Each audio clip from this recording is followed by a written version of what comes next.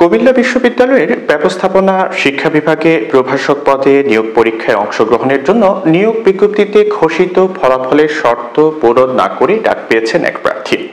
মোবারক হোসেন নামের ওই প্রার্থী বাংলাদেশ ইসলামী ছাত্র শিবিরের সাবেক সভাপতি।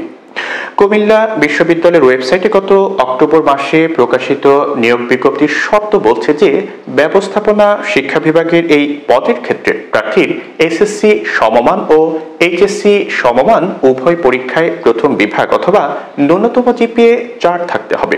এই বিজ্ঞপ্তির অধীনে নিয়োগ পরীক্ষায় ডাক পাওয়া মোবারক হোসেনের এইচএসসি জিপিএ 4-এর কম। তিনি 2003 সালে কুমিল্লা বোর্ড থেকে এইচএসসি পরীক্ষায় জিপিএ 5-এর মধ্যে 3.90 পেয়ে পাশ করেছিলেন।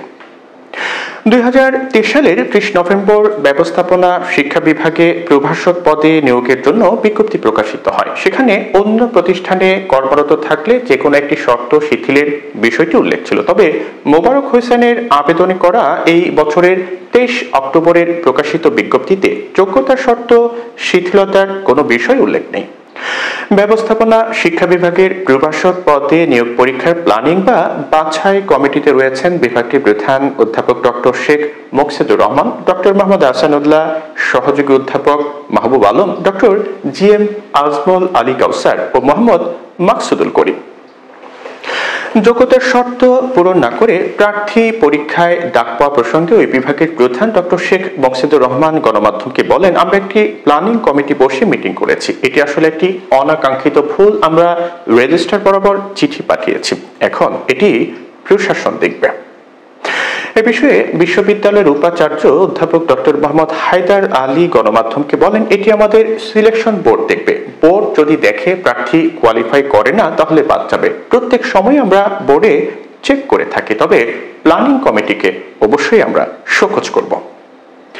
প্রসঙ্গত, মোবারক হোসেন 2009 সালে রাজশাহী বিশ্ববিদ্যালয় থেকে বিবিএ পাশ করেন। এরপর 2012 সালে নর্দার্ন ইউনিভার্সিটি থেকে এমবিএ সম্পন্ন করেন। 2014-15 সেশনে ভারতের রাজস্থানের একটি ইউনিভার্সিটিতে তিনি পিএইচডি শুরু করেন, যা শেষ হয় 2017 সালে। এর ফাঁকে সিটি ইউনিভার্সিটি থেকে এলএলবি পাশ করেন তিনি। আইসিএমএবিতে সিএম এর প্রথম সেমিস্টার শেষ করেন। সর্বশেষ জুলাই 2019-এ তিনি দাওরায়ে হাদিস ডিগ্রি লাভ করেন।